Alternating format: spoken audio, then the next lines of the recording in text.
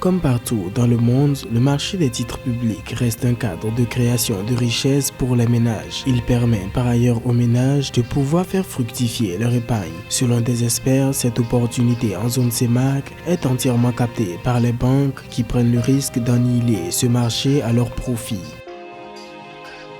Une coalition de banques multilatérales et de partenaires de développement a annoncé au cours d'un forum des investissements de plus de 17 milliards de dollars afin de lutter contre la progression de la faim sur le continent africain. Une liste d'actions a été énumérée en 7 points afin d'accélérer la production agricole les années à venir.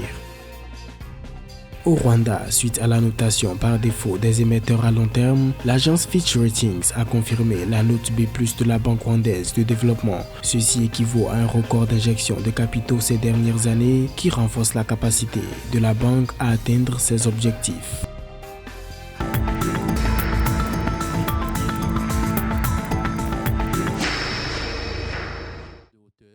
Depuis quelques années, la Banque des États de l'Afrique centrale s'est engagée dans une série de réformes visant à dynamiser le marché monétaire de la CEMAC en renforçant le marché des titres publics dans la région. Cependant, l'insertion des ménages dans ces marchés reste difficile dans les pays de la CEMAC du fait qu'elle est entièrement captée par les banques qui annihilent ce marché à leur profit. Les organes de collecte de l'épargne dans le financement d'une économie ou des économies de la zone CEMAC ont besoin d'un encadrement réglementaire et d'un encadrement administratif pour jouer pleinement leur rôle. Mais du fait de ce manque d'encadrement et de ce manque de connaissances, les banques ont pris le devant dans la collecte des titres achetés par les ménages.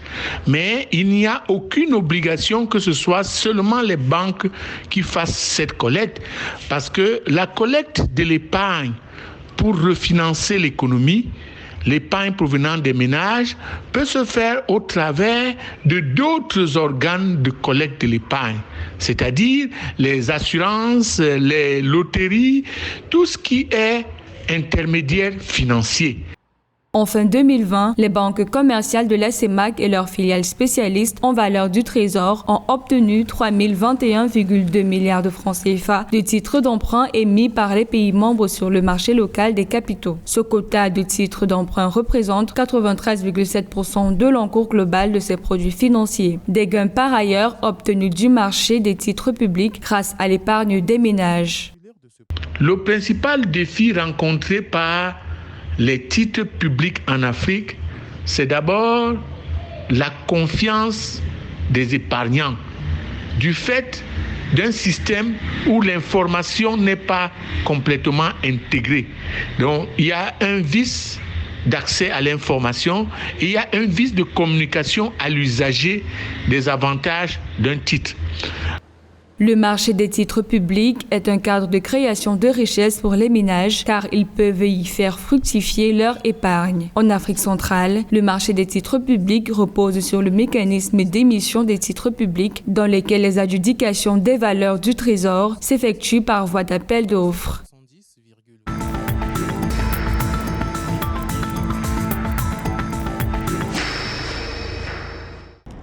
En Afrique, des financements ont été annoncés à l'issue d'un dialogue de haut niveau intitulé « Nourrir l'Afrique, leadership pour intensifier les innovations réussies ». En effet, des banques multilatérales annoncent des investissements de plus de 17 milliards de dollars à l'endroit de la sécurité alimentaire. Il s'agit d'une initiative de la Banque africaine de développement et du Fonds international de développement agricole des Nations Unies, FIDA. Par ailleurs, 17 chefs d'État africains s'engagent à augmenter la production agricole en doublant les niveaux de production actuelle grâce au déploiement à grande échelle des technologies agricoles.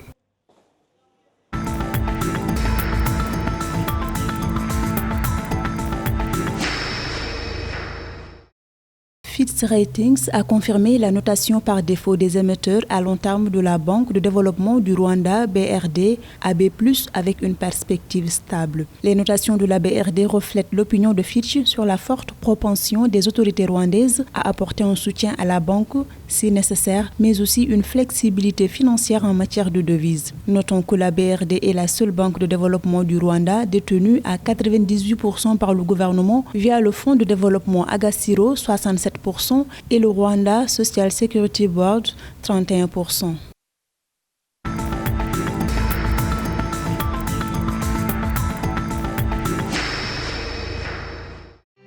Selon un classement de l'Institut international de recherche sur la paix de Stockholm, paru le 26 avril 2021, le Togo a consacré l'équivalent de 116 millions de dollars, soit environ 63 milliards de francs CFA, aux dépenses militaires en 2020, représentant 2% de son produit intérieur brut. Selon l'institution, ces dépenses englobent les achats d'armement, les pensions militaires et les dépenses concernant les paramilitaires. Classé 31e pays de cet indice, le Togo est devancé par des pays comme la Côte d'Ivoire, le Mali, le Sénégal, le Burkina Faso ou le Niger.